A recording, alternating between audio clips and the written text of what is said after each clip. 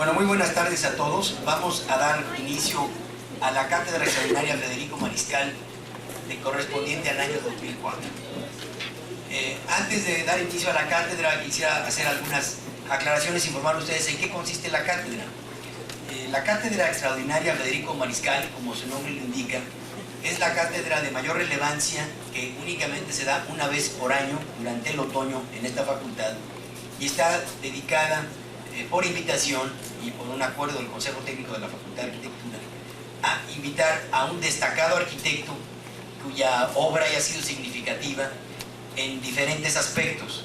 Y cada año únicamente tenemos un invitado. Es una alta distinción que se hace a quien ocupa la cátedra durante 10 sesiones, para que durante estas 10 sesiones él pueda estructurar con el tema de su elección y su vínculo con la arquitectura toda una serie de ideas y propuestas para compartir con nuestros profesores, alumnos, y no únicamente de la Facultad de Arquitectura, sino todo aquel que pueda inscribirse. Es una cátedra abierta que está inscrita al medio arquitectónico.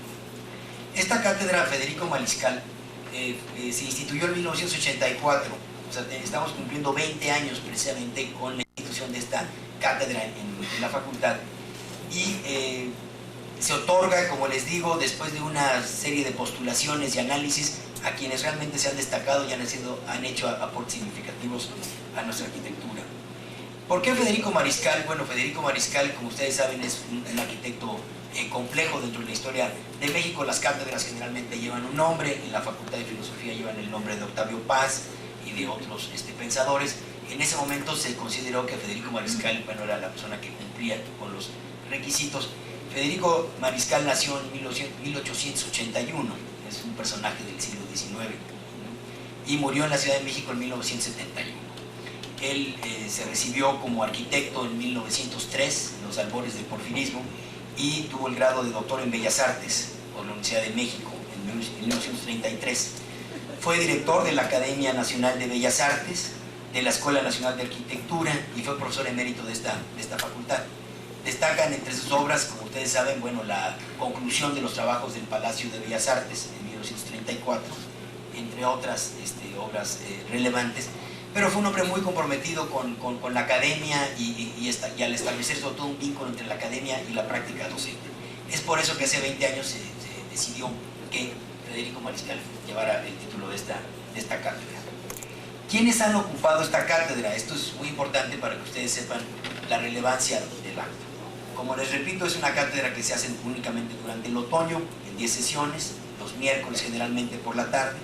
Y en 1984, la primera cátedra fue ocupada por Pedro Ramírez Vázquez con el tema La arquitectura como disciplina de servicio. Cada uno le pone un tema y lo desarrolla, y es muy importante, es como si fuera una colección de títulos donde cada uno hay temas que están desarrollándose en lo particular. En 1985 la ocupó Enrique Landa Verdugo con el tema Diseño arquitectónico para zonas sísmicas.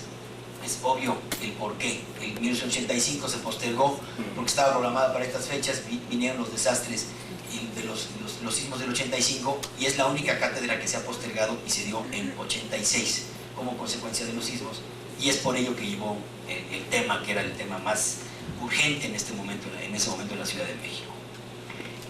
La tercera ocasión, en 1986, la ocupó Agustín Hernández con el tema La arquitectura prehispánica y su influencia en la arquitectura moderna de México.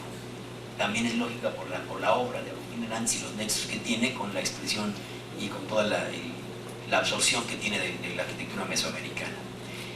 Después la ocupó el arquitecto Vicente Medel, hablando sobre la planificación y el proceso político, en 87. En 88, Enrique Yáñez de la Fuente la dio sobre la arquitectura nosocomial. Como ustedes recordarán, Enrique Yáñez, bueno, fue un experto en arquitectura nosocomial, fue el autor del Centro Médico Nacional y de muchísimos hospitales. Era el género de edificios que desarrolló con mayor habilidad, y ese fue el tema. Después, en 1990, Augusto H. Álvarez ocupó esta cátedra hablando sobre su arquitectura. El tema fue la arquitectura de Augusto H. Álvarez, cómo modulaba las formas de composición independientemente de los géneros arquitectónicos, sino a nivel de método, los métodos compositivos de Augusto H. Álvarez. Al año siguiente, en 1991, la ocupó Teodoro González de León con el tema Ideas y Obras. De esta cátedra El resultado de esa cátedra fue un libro que ustedes conocen, que está publicado por Artes de México, que precisamente se llama Ideas y Obras. O sea, el resultado de sus textos en esa cátedra culminó en una publicación que es parte de los textos de Teodoro González de León, donde habla sobre la Academia de San Carlos, habla su relación con Mario Pani, su relación con Le Corbusier, la formación del desarrollo de la Ciudad de México, ¿vale? Abordando algunas de las reflexiones constantes que tiene González de León. En 92 fue ocupada por Ricardo Legorreta con el tema Arquitectura, Raíces y Fuentes de Inspiración. Un poco también en cuanto a las constantes del trabajo de Ricardo Legorreta. En 93 la ocupó Félix Sánchez Aguilar con el tema Hacer ciudad haciendo arquitectura, el vínculo entre arquitectura y ciudad. En 94 la ocupó Carlos Mijares Bracho con el tema Estancias y recorridos arquitectónicos, en un lugar, en el espacio y en el tiempo. Este fue el tema de Carlos Mijares en su cátedra. Después, en 96, fue ocupada por Vladimir Caspé, un extraordinario arquitecto y pensador, que él habló sobre la composición arquitectónica a través del tiempo.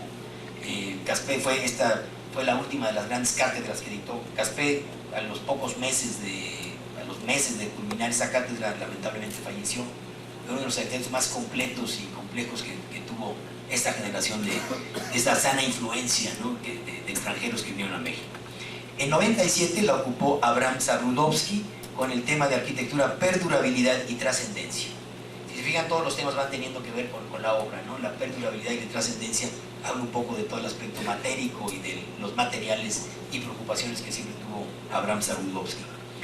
En 98 fue ocupada por Francisco Serrano con el tema composición, espacio y forma. Otro de sus constantes, ¿no? En 99 por Mario Shetland Garduño con arquitectura, ciudad y naturaleza. A partir de estos años hemos tratado de vincular, sobre todo a partir de la de Mario Shetland, le dimos una transformación a la cátedra para que no únicamente fuera ocupada hasta la última, la de Francisco Serrano, únicamente fueron las charlas. Y a partir de 99 incluimos una exposición. Ahora, además de darle una enorme responsabilidad a nuestro invitado distinguido y preparar 10 sesiones y ponerlo en un viacrucis durante la primavera y el verano previo a este otoño, les hemos pedido una exposición. Entonces, a partir de entonces, en la Galería José Luis Benlliure se inaugura la cátedra, como el día de hoy lo vamos a hacer, con una exposición sobre el trabajo del arquitecto. Y además, tratar de vincularla, si es posible, con algunas de las licenciaturas que ofrece esta facultad. En el caso de Mario Shetland, debido a que en esta facultad tenemos arquitectura del paisaje, y no solo porque existe esta licenciatura, sino porque ha habido cada vez una preocupación mayor por el paisaje en los temas compositivos de arquitectura. El paisaje cada vez tiene mayor relevancia en nuestros temas, es por eso que se invitó en aquel año a Mario Shetland Garduño. El año siguiente, en el 2000, dentro de esa misma línea con el paisaje, pero vinculado con la expresión artística, la ocupó Fernando González Gortázar. Fernando González Gortázar, por su nexo también con el paisaje y además por su experiencia con la plástica, con la escultura y la escultura urbana. Se llamó Arquitectura, Pensamiento y Creación. El siguiente año fue ocupado por un arquitecto de la provincia de México, por un estado que representa hoy una arquitectura emergente muy potente y sugerente, que es el estado de Yucatán. En Yucatán se está dando una arquitectura contemporánea muy sugerente. Hay un fenómeno, no es nada más una persona, sino es una generación que merece la pena resaltar, y lo consideramos en aquel entonces, y fue ocupada por Augusto Quijano Axle con el tema de arquitectura yucateca actual. Y además de hablar de su arquitectura, también habló de sus colegas, de su generación, que todos conocen, están destacando enormemente en concursos, en diferentes circunstancias, por las obras que se están realizando en esta generación emergente yucateca. En el 2002, producto de estos vínculos interdisciplinarios también entre la arquitectura, el diseño, las cuestiones de escalas, entre los objetos a la arquitectura, fue ocupada por Bernardo Gómez Pimienta, que nos acompaña aquí. Bernardo, qué bueno que estás aquí con nosotros, Bernardo, y con el tema de la arquitectura al objeto, cambios de escala, precisamente. Y hay una vinculación mucho, sobre todo con los diseñadores industriales y en términos generales con los arquitectos. Y el año pasado fue ocupada por Nuño MacGregor de Buen fue la primera cátedra ocupada por un equipo, por 3 miembros, por un despacho de 3 miembros, no únicamente por algunas personalidades, sino por un equipo, y precisamente con el tema de también ideas, oficio y circunstancias, donde se rescató mucho los aspectos del oficio, del desarrollo del proyecto arquitectónico, en el cual este despacho tiene una gran calidad de desarrollo a nivel ejecutivo, ¿no? Y este año la decisión y la invitación del Consejo Técnico recayó precisamente en Isaac Broid, y quien ha titulado su cátedra, ya nos hablará más tarde de esto, como Arquitectura y Lugar. Arquitectura y Lugar fue el tema que ha elegido Isaac Broid. Tiene que ver mucho con su relación con la ciudad, con su relación con el sitio, pero no únicamente con la ciudad, sino con el lugar en el sentido mucho más amplio. Bueno, hemos hecho una reseña de la cátedra para que ustedes vean la importancia que reviste y las personalidades que la han ocupado. Ahora presentaré a Isaac Broid. Isaac Broid Zachman es originario del Distrito Federal, nació en esta ciudad. Quiero comentarles además que tiene la misma edad que la ciudad universitaria. Él nació el mismo día que se inauguró Ciudad Universitaria, el 20 de noviembre de 52, cuando se inauguraba el Estadio Olímpico de Ciudad Universitaria con el primer juego, y que en la mañana hubo una ceremonia por el presidente Miguel Alemán y el claustro universitario. Ese mismo día estaba naciendo Isaac. No sé a qué hora, señora, si en la mañana o la tarde. ¿De la mañana?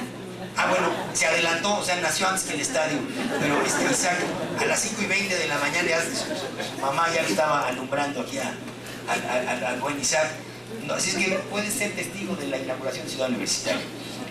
Por eso le va a los Pumas y es tan sabio en su elección futbolística. A pesar de que no nos esté yendo bien. ¿No? Isaac es egresado de la Universidad Iberoamericana y tiene estudios de maestría en diseño urbano en el Politécnico de Oxford, en Inglaterra. Colaboró en el departamento de proyectos de la firma Sánchez Arquitectos y Asociados de 72 a 77, participando en diversos proyectos de casas habitación. Durante los siguientes años se dedicó a los estudios de maestría en diseño urbano, becado por el Consejo Británico y la Secretaría de Relaciones Exteriores.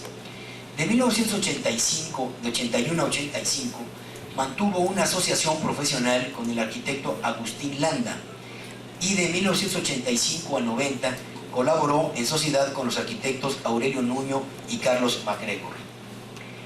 En 1991 fundó la firma Isaac Broid Arquitectura y Diseño, que permanece hasta la fecha. Entre los premios y reconocimientos que lo distinguen, podemos mencionar su nombramiento como miembro del Consejo Consultivo del Fondo Nacional de Creadores.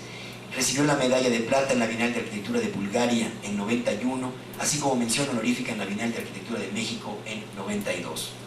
En 94 recibió el Record Interiors Award de la revista Architectural Record por la excelencia en el proyecto y diseño. En el 2002 recibió el premio CEMEX al premio a la mejor casa habitación construida en el año de 2001 por la casa F-2 en el condado de Sayavedra, en la Ciudad de México. En 2003 es finalista del concurso de la Biblioteca de México José Vasconcelos. En su actividad personal ha realizado diversos proyectos de habitación, transporte, cultura e iniciativa privada, entre los que destacan la línea A del metro ligero en la calzada Zaragoza, en asociación con Aurelio Nuño y Carlos MacGregor; el Centro de la Imagen en la Plaza Ciudadela, del Distrito Federal, en asociación con Abraham Saludowski; las oficinas corporativas de Telcel en Lago Alberto, también en el Distrito Federal; la Biblioteca Guillermo Bonfil Batalla en Cuicuilco, Distrito Federal, la cual está en construcción; la Casa Sodi Ambrosi en Puerto Escondido, Oaxaca; la Casa Vázquez en Coyoacán; el edificio de departamentos en Ámsterdam 18, el edificio de departamentos en Tamaulipas 54, la Casa Fuentes en asociación con Miquel Adrián y Michelle Rothkin, y sus obras se han publicado en diversas revistas especializadas de México, Estados Unidos, Inglaterra, Japón, Alemania y España. Isaac Broid es un creador con ideas que sintetizan y representan su momento. Pertenece a una generación de arquitectos que eluden la ornamentación y superposición de materiales para no expresar realidades falsas, en aras de un profundo respeto por el sitio. Todos de alguna forma conocemos indirectamente o directamente la obra de Isaac Broid. Isaac es alguien que reflexiona permanentemente, es de una gran sensibilidad y con una calidad por el detalle sorprendente, ¿no? O sea, con Isaac se se puede llegar a aproximaciones sobre el detalle sin perder nunca la escala urbana. Un admirador, un amante de esta ciudad, siempre ha tratado de articularse con tejidos urbanos y es un habitante de las zonas centrales de nuestra ciudad. Pues a lo largo de esta cátedra vamos a conocer más sobre la calidad del trabajo y la bonomía de nuestro amigo Isaac Reuter. Isaac, bienvenido a la facultad.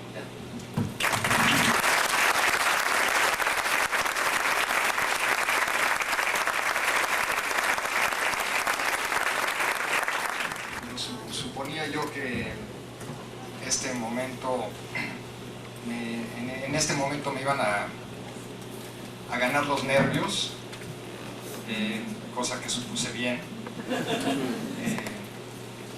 y me permití escribir un texto que voy a leer el día de hoy para ustedes. Gracias, muchas gracias a todos ustedes por estar aquí esta noche. Es para mí una distinción que me llena de orgullo, el más alto honor que he recibido a lo largo de mi práctica profesional. Agradezco a Felipe Leal, leal amigo, leal compañero de generación y director de esta facultad, el haberme apoyado para tan alto reconocimiento. Gracias mil al Consejo Técnico de la misma. Gracias al CIEP y su director, Juan Giral. Se encuentran aquí en la sala mis padres y la madre de mis hijos, compañera fiel durante muchos años. Gracias a ellos, hoy y siempre. Sofía y Daniel, a quienes agradezco ser mis críticos más feroces, me han acompañado a lo largo de mi vida profesional. La han gozado como la han sufrido. A ellos dedico esta serie de conferencias. Sin el esfuerzo de los alumnos de esta facultad que desarrollaron su práctica profesional en mi taller, tanto las conferencias como la exposición paralela no se hubieran realizado. Celia Facio, María Todd, Hugo Castillo, Silvia Burdón y Arturo Aguilar fueron siempre un apoyo incondicional. A los miembros del despacho, en especial Alfredo Hernández. Y en todo lo referente al diseño gráfico, tanto de esta serie de conferencias como en la exposición que la acompaña, tuve la fortuna que mi hija Sofía quisiera colaborar conmigo. Gracias a todos por su paciencia y gracias por su excelente trabajo. Trabajar con alguien un tercio neurótico, un tercio obsesivo y un tercio compulsivo no debe ser nada fácil. Ignoro si le debo a la arquitectura ser así o si mi manera de ser, insisto, un poco neurótica, obsesiva y compulsiva, haya influido en la forma como enfrento los proyectos arquitectónicos. Esto no lo voy a ventilar aquí y me reservo para que algún día sea uno de los temas a tratar en el diván de un psicoanalista. Lo que sí quiero decirles, y sé que es una declaración polémica que puede molestar a más de uno, es que yo he hecho y hago arquitectura casi exclusivamente para hacerme a mí mismo. Ha sido el lenguaje que no sé si consciente, pero sí afortunadamente, utilizo para expresarme, para construirme a mí mismo. La Cátedra Extraordinaria Federico Mariscal empezó en el año 1984. Como mencionaba Felipe en su introducción, fue Pedro Ramírez Vázquez quien con justificados méritos la inició. La arquitectura como disciplina de servicio fue el tema de esa primera cátedra. 20 años separan aquellas históricas conferencias de las que ahora nos ocupan, pero la distancia entre el tema antes mencionado y mi confesión sincera siento que es mucho mayor que el tiempo cronológico. Siempre he tenido presente las necesidades de las personas o instituciones que han depositado su confianza en mí para desarrollar proyectos de arquitectura. Presupuestos y programas se analizan para cumplir con sus requerimientos, para dar el servicio del que hizo mención Ramírez Vázquez. Si no es así, no hay comunión arquitecto-cliente y por consecuencia la relación se rompe. Pero en el fondo, yo tomo cada encargo para proyectar mis deseos, mis fantasías. Es donde se dan cita mis propios fantasmas con los de los clientes. Sin importar la escala del encargo, S, M, L o XL, la posibilidad de encontrarse con la hoja en blanco provoca que la fábrica de los sueños empiece a trabajar. Una fábrica donde se producen imágenes siempre posibles, que muchas veces son las más difíciles que se lleven a cabo, pero que dentro de la imaginación, la posibilidad de un mundo en equilibrio y armonía, siempre frágil, es una realidad tan real como la realidad real. Vivir la arquitectura no solo es un privilegio de la vista, citando a Octavio Paz, sino un privilegio de y para la imaginación. Este privilegio no está, sin embargo, libre de caminos largos y sinuosos. Al escribir esto me viene a la mente una película de Alain Tanner, cineasta suizo muy productivo durante mis años formativos, allá por los años 70. La película llamada Años Luz trata de la relación entre un joven desganado, sin rumbo ni sueños en su vida, que llega a una estación de gasolina en medio de la nada. El paisaje es el norte de Escocia, con montañas sin árboles ni gente. Y un viejo que le va a enseñar a volar. Sin ningún ánimo, así era su vida, el joven empieza las lecciones. A veces sin darse cuenta, otras con una conciencia total, el joven se va percatando de que para saber volar se necesita embarrar con sangre de águila, animal que en verdad sabe volar. Lo que el viejo realmente quiso enseñarle no era precisamente volar, sino cobrar conciencia que para cualquier actividad que el joven decidiera realizar, necesitaba involucrarse en cuerpo y alma, necesitaba apasionarse. Sin pretender hacer un drama de la creación arquitectónica, creo que no está exenta de angustias. En momentos, uno se identifica con el cuadro El Grito, obra de Edward Munch. Otras ocasiones, uno siente el cuerpo y alma desdibujados como en un cuadro de Bacon. Las disonancias de un Cage nos invaden y no sabemos cómo organizar coherentemente tantos sonidos. Construirse a sí mismo cuesta trabajo. Junturas y rupturas se van relacionando hasta lograr cierta coherencia, hasta que nos hacemos más nosotros, hasta que decidimos que un proyecto ya está listo. En el número 24 de la revista Los Universitarios aparece un artículo de Alfredo Espinosa titulado La construcción del poema. Aunque me queda claro que los creadores tenemos grandes similitudes en nuestros procesos de producción, independientemente del medio que utilicemos, el artículo llamó mi atención, pues al intercambiar la palabra poesía por la palabra arquitectura, el mensaje no variaba. Los caminos largos y sinuosos y los momentos de angustia resultan similares para aquellos creadores puros, poetas, pintores, escultores, al igual que para un arquitecto cuyo proceso creativo se contamina por factores externos a su propio yo. Finalmente es la construcción de ese yo lo que se encuentra como sustento para la creación.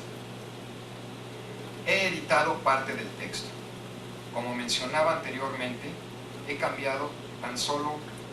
querido cambiar tan solo una palabra. Escribir un poema es trabajo de parto donde el poeta pare el poema y el poema alumbra al poeta, pues es carne y sangre de quien lo concibe y como tal heredará sus virtudes y defectos. El poema que escribo me escribe. Es una operación mágica.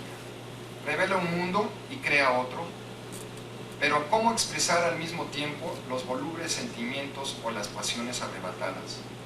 La naturaleza última del poema es misteriosa e inextricable.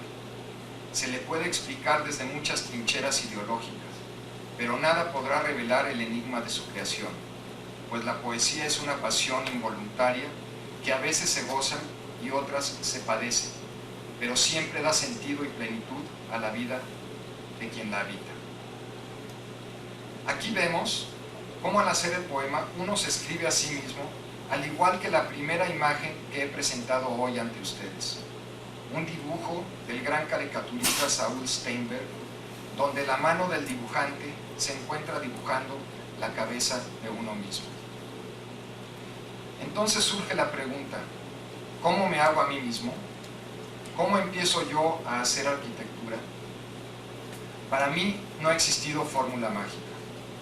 Cada proyecto, cada creación es particular. Tanto los paisajes naturales como los artificiales tienen algo que decir, algo de dónde partir. La geomorfología de cada sitio ofrece sugerencias de inicio para construir un lugar en colaboración con el terreno. Centrarse en la tierra y escuchar lo que nos dice es el inicio del proceso de construcción. Se necesita la aprehensión crítica de la realidad propia de un lugar determinado, una mirada capaz de develar la fuerza potencial del sitio, de afirmar su esencia, de restituir esa poesía de lo evidente, de lo ordinario. En otras palabras, el proceso comienza cuando atendemos a lo que el sitio nos dice, cuando somos sensibles a la personalidad y carácter que cada paisaje trata de comunicarnos, y a partir de ahí proponer algo que establezca una relación orgánica con lo existente. El significado de un todo y de sus partes existirá en nuestra razón solamente cuando pensemos en la relación de ambos, en lugar de pensar en elementos aislados. Dependencia y autonomía entrelazadas, utilizando tanto la razón como el corazón. Racionalidad e irracionalidad se comprometen entre sí. En esa unión es donde el arte de la arquitectura adquiere su primera libertad de crecimiento. Y con la unión de la angustia con la pasión surge la semilla para hacer sagrado lo ordinario. Entender el sitio no fue un proceso fácil de comprender. Me viene a la mente los años de estudiante en la universidad. Iniciaban los años 70, cuando se abre el concurso para el Centro Pompidou. La universidad se inscribió y organizó un concurso interno para escoger el mejor proyecto y enviarlo a París. Convocó a los estudiantes de los últimos semestres y entre todos los equipos realizaron una maqueta de conjunto para insertar cada propuesta y analizar sus virtudes y defectos. Nosotros, los alumnos de los primeros semestres, tan solo veíamos y escuchábamos. Veíamos cómo los profesores se agachaban para observar el proyecto desde cualquier callejuela. Escuchábamos cómo en cada corrección aparecían los pivotes, los remates y las secuencias. El ganador del concurso dentro de la escuela fue quien mejor articuló su propuesta para cumplir con esos remates visuales tan comentados. Todos conocemos el edificio de Piano y Rogers. Nada de pivotes, nada de remates, nada de secuencias. Mientras en la escuela se promovía la continuación de valores establecidos para la ciudad tradicional, el concurso nos enseñó que teníamos que encontrar otros parámetros de lectura para la ciudad, ya en ese entonces fragmentada. Una ciudad que se organiza como una suma de partes interactuantes. Nos enseñaba, en palabras de Bernard Tschumi, que la arquitectura se salvará únicamente cuando se cuestione a sí misma, cuando niegue o cuestione la forma que la sociedad conservadora espera de ella. El juego de la arquitectura es un intrincado manejo de reglas que uno puede aceptar o rechazar, y mientras más y sofisticadas las limitantes, mayor el placer de hacerla. El mayor de los placeres se consume cuando los límites son pervertidos y las prohibiciones transgredidas. Con estos extremos como parte de la educación recibida, salta uno a la vida profesional sin rumbo fijo. Alguna ocasión leí que todo el arte moderno estaba sostenido por un mismo principio, el de la indeterminación del objeto artístico, el de la indefinición de la obra. Los compañeros de generación nos sentimos como hijos huérfanos del arte moderno, desdibujados e indeterminados. Consciente o inconscientemente, nos hacíamos la misma pregunta que se hace Jorge Wassenberg, director del Museo de la Ciencia de Barcelona. ¿Cómo seguir vivo en un entorno incierto? Él mismo se contesta diciendo: a lo mejor resulta que la clave para comprender la evolución biológica no es el concepto de adaptación, o sea, la capacidad para resistir los cambios en el entorno, sino el de independencia. Alrededor del periódico Traza y de la revista A, y acompañados por otros compañeros de generación o arquitectos ya consagrados, empezamos el cuestionamiento de los límites de nuestra disciplina y el replanteamiento de la misma para independizarnos y tomar rumbo propio. Los límites que la crítica había impuesto al quehacer arquitectónico en México, así como los dogmas funcionalistas y las actitudes puritanas del movimiento moderno, fueron puestos en tela de juicio y poco a poco abrimos camino y nos encontramos a nosotros mismos. Unos con más y otros con menos talento, hemos recorrido un mismo camino. Aquel que entiende la arquitectura como la unión entre una construcción mental racional, tipologías o morfologías, con un acto empírico que se concentra en los sentidos, en la experiencia sensorial del espacio. Como Roland Barthes, creemos que el placer no debe rendirse ante el análisis. La forma también sigue a la forma.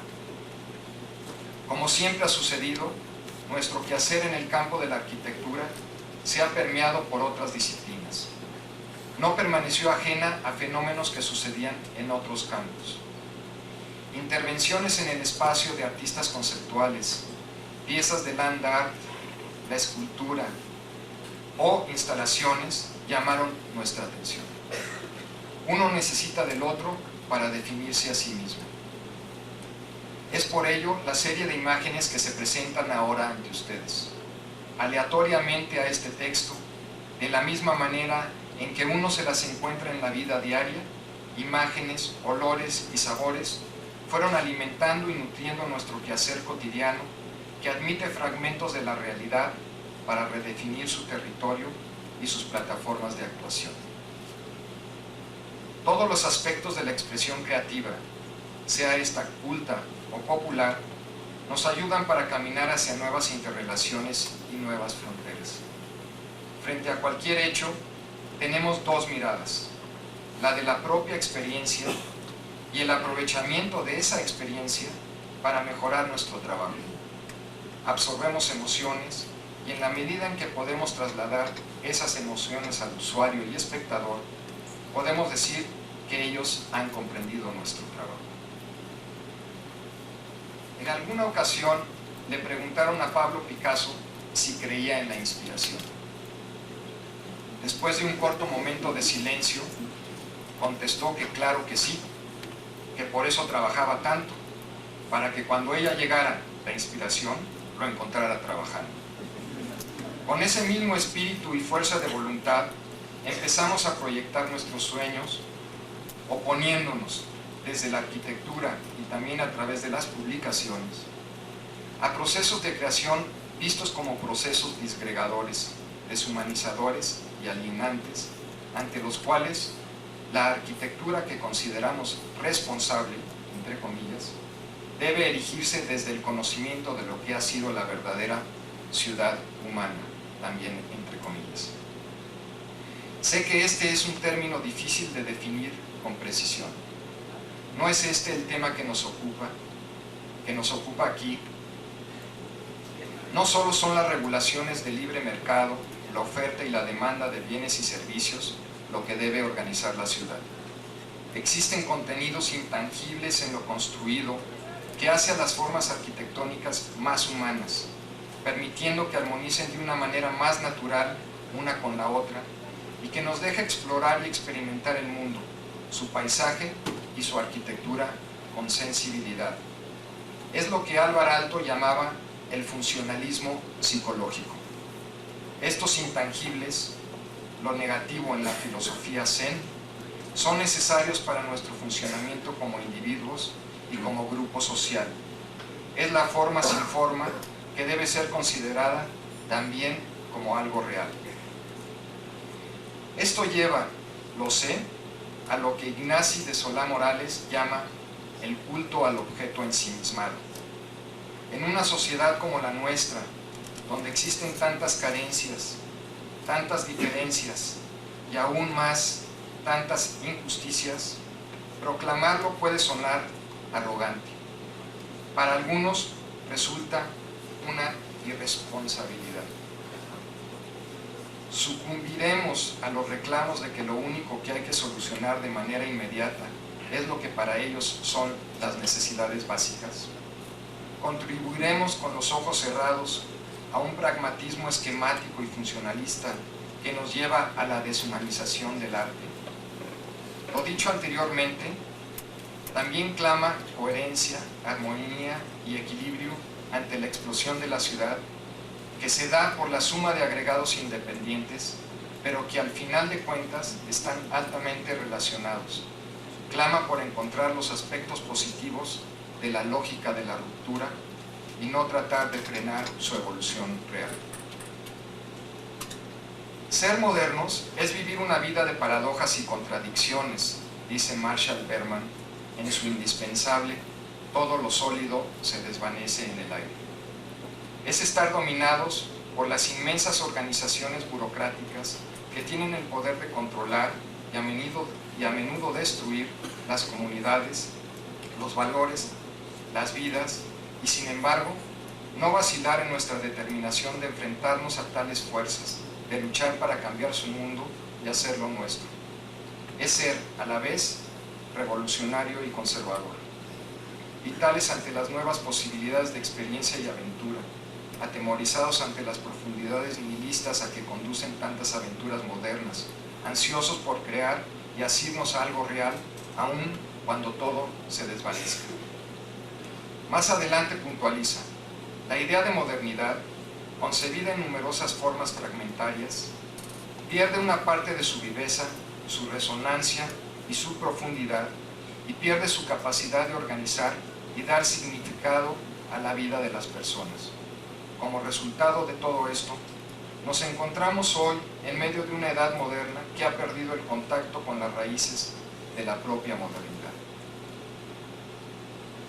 Ni el placer del espacio, ni el placer del orden geométrico aislados uno del otro, ni la lógica del mercado separada de la lógica de la psique. Los pensamientos e ideas anteriores me han permitido, a lo largo de los años, elaborar una especie de filosofía del trabajo. No pretende ser un manifiesto, esa especie en extinción en épocas de incertidumbre y pérdida de la utopía. Es una espina vertebral que marca y organiza el quehacer en la oficina. Quiero exponerla ante ustedes. Marca también el inicio de la exposición que con motivo de la cátedra se abrirá en unos momentos, y marca también el final de esta lectura. Dice así: la arquitectura es un hecho cultural cuyo propósito es ayudar al ser humano a darle significado a su existencia. Esta meta se logra al darle lugar donde habita, al dar al lugar donde habita un determinado carácter e identidad propia, sin perder relación con el medio social donde se inserta. Para constituirse como hecho cultural, está obligada a trascender lo constructivo y ser una expresión de los sentimientos y actitudes del hombre.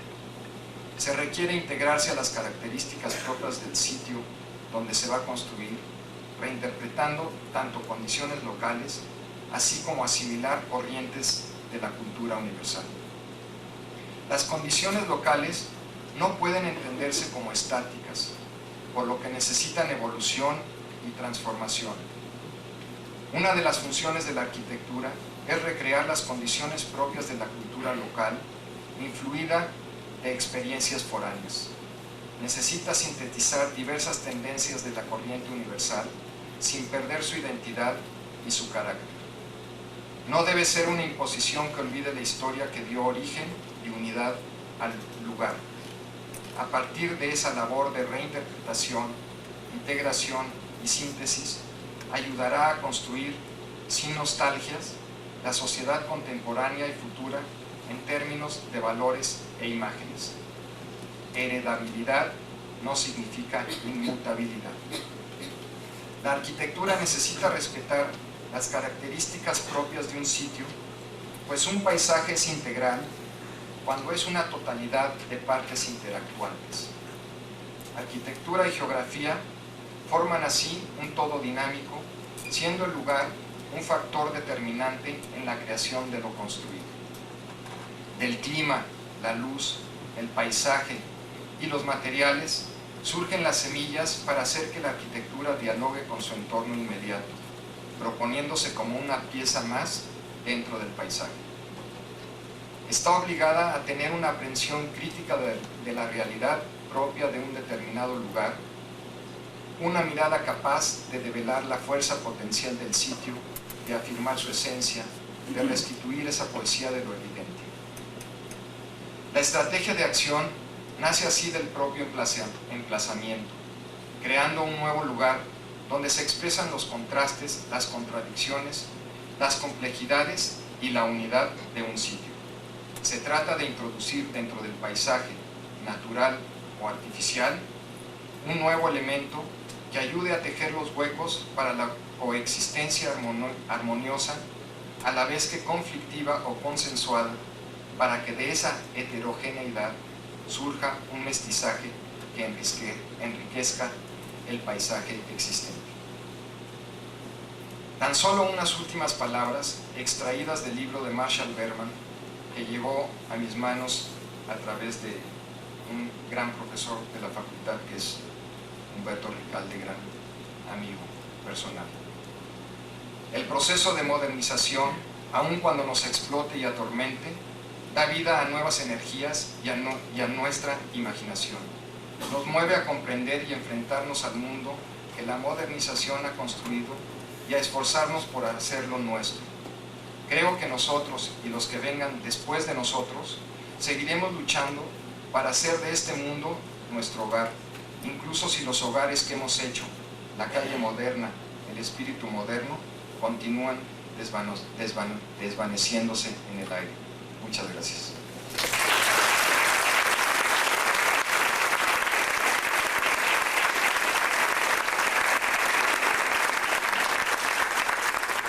Bueno, le agradecemos a Isaac esta primera plática introductoria, llena de sugerencias, imágenes y reflexiones. Nos acerca, ha hecho una aproximación a lo que va a ser la cátedra en esta profunda reflexión sobre lo que es el espacio, ¿no? Ese lugar, y el vínculo entre el vínculo y el lugar. Omití en la presentación comentar una estrechísima relación que existe entre Isaac con... Ya cuando hablamos de un término como arte nos parece tampoco es una palabra que no expresa quizá todo, ¿no? Pero con la experiencia, con los territorios del arte, con las expresiones artísticas, con la plástica, o sea, Isaac está muy cerca de ello. Las imágenes que vimos habla de una enorme sensibilidad para observar y para ver, y en ningún momento desvincular la arquitectura de todos los fenómenos. En Isaac está presente siempre una experiencia plástica, visual, del territorio, del paisaje, que es lo que vamos a estar viendo durante las siguientes sesiones. El día de hoy está contemplada, bueno, precisamente el inicio de la cátedra, la charla introductoria, la excelente charla introductoria que nos ha dado Isaac, e inaugurar en unos minutos la exposición sobre el trabajo de Isaac Breuil. Las siguientes sesiones, un poco para orientar al auditorio, se celebrarán, los temas son precisamente el 6 de octubre, el próximo miércoles, será Isaac Breuil y el trabajo con Agustín Landa, y Isaac Breuil con el trabajo que realizó con Aurelio Nuño y Carlos Magreco. Estaremos viendo precisamente estas obras y la filosofía de trabajo en esos proyectos. El 13 de octubre, una semana después, se hablará sobre los proyectos culturales, se analizará el Centro de la Imagen, que todos conocemos, el Teatro El Milagro, el Bar Mata, lamentablemente desaparecido. La Escuela de Arquitectura de la UAM Xochimilco, esto fue un proyecto, está construido. La Escuela de Restauración de Lina, también no construido, participó en un concurso. Y la Biblioteca Guillermo Bonfil Batalla, en Huicuilco, que esa sí se está construyendo. Una semana después, el día 20 de octubre, se verán casas habitación. Será únicamente una sesión dedicada a casas habitación proyectadas por Isaac. El 27 de octubre será sobre oficinas corporativas y edificios institucionales, en los cuales él ha participado. El 3 de noviembre podemos ver concursos. Es un tema cada vez más frecuente, tanto los ganados como los no ganados, pero concursos: el de la Ópera de París, el de la Ópera de la Bastilla en París, el Centro Cultural Maguen David, también en Coajimalpa, el Museo de la Fotografía en Pachuca, Hidalgo, el Centro Cultural de Francia en el Distrito Federal, también aquí en la calle de Abre, la Escuela de Lenguas de la Universidad de las Américas en Cholula, Puebla, el Centro Cultural de España en el Distrito Federal, también la ampliación del Centro Cultural, un concurso, y la Biblioteca José Vasconcelos, donde fue finalista. Después de ver los concursos, será toda una sesión para ver concursos. El 10 de noviembre se hablará de edificios de habitación, que son los edificios de vivienda colectiva y verticales que ha participado en la parte central de ciudad.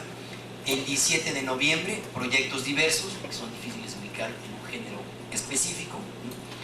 El 24 de noviembre habrá una visita guiada, como les comentábamos, siempre hay una visita guiada durante la cátedra, y en esta ocasión será al Centro de la Imagen, en la Ciudadela. La visita será en el Centro de la Imagen, centro cultural relacionado fundamentalmente con las artes visuales y la fotografía, en la Ciudadela. Y el 1 de diciembre, que es la clausura de la cátedra, habrá las reflexiones finales, que englobará toda esta reflexión, y culminaríamos, sería la clausura de la cátedra. Yo quisiera preguntarle a Isaac si está contemplado, porque eso nos pregunta mucho la gente, si después en cada una de las sesiones puede haber preguntas, o en otras ocasiones hay quien ha pedido que las preguntas se hagan hasta el final de la sesión, pero si tú tienes considerado que cada sesión pueda al final destinarse unos minutos para preguntas que son naturales por parte de él. ¿Sí? Entonces pueden empezar con la pregunta de hoy. Pero bueno, entonces podrá haber, a ver, Humberto Ricalde, ¿qué le quieres preguntar a...?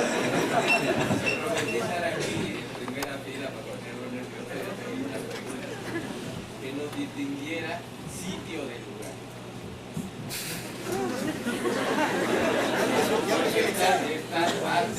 Es una cátedra, no un examen.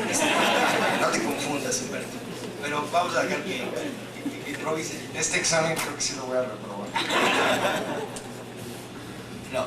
Bueno, ya después de habrá preguntas naturales, ¿no? sobre los proyectos, sobre cómo se resuelven las cuestiones, sobre las reflexiones, ¿no? Lo que uno ve materializado son cosas, es mucho más fácil de toda la profunda reflexión y complejidad de poderlo realizar. Bueno, esa es la estructura. Les recuerdo a todos los participantes que tienen que registrarse antes de cada sesión. Están las mesas de registro, hay un control para quienes tengan más del 80% de asistencia a las 10 sesiones. Hay una constancia de participación con valor curricular, si es obligación a los que están inscritos pasar a registrarse previo a la sesión. Entonces les pedimos que las próximas sesiones, pues 15 minutos para las 6, desde media hora antes están las mesas para que puedan pasar a firmar y poder iniciar lo más puntual que se pueda las sesiones, ¿no? Al final quiero destacar otra cuestión. Isaac ha trabajado intensamente durante estos meses para preparar esta cátedra. Como lo vimos, el texto que hoy nos ha leído no es producto de una tarde de reflexión, sino de muchas horas de un proceso profundo de reflexión para poder orientar el tema de la cátedra, pero así también la preparación de las maquetas del material, la exposición y la disponibilidad de tiempo. Esta cátedra es una cátedra honoraria, no se cobra por ella, o sea, la universidad no paga, no hay ninguna regulación económica, esto hay que comentarlo. Es más bien una altísima distinción y es un reconocimiento doble a quien la ocupa por el tiempo que le dedica, pero también por la relevancia que tiene. Al final de la cátedra se le entrega un reconocimiento, una medalla y un diploma, una constancia, que es el único diploma sobre una cátedra que otorga el rector de la universidad en este caso. Es un diploma firmado por el rector de la UNAM, el doctor de la Fuente. Así es que, bueno, nada más agradecerle a Isaac y darle un aplauso de bienvenida para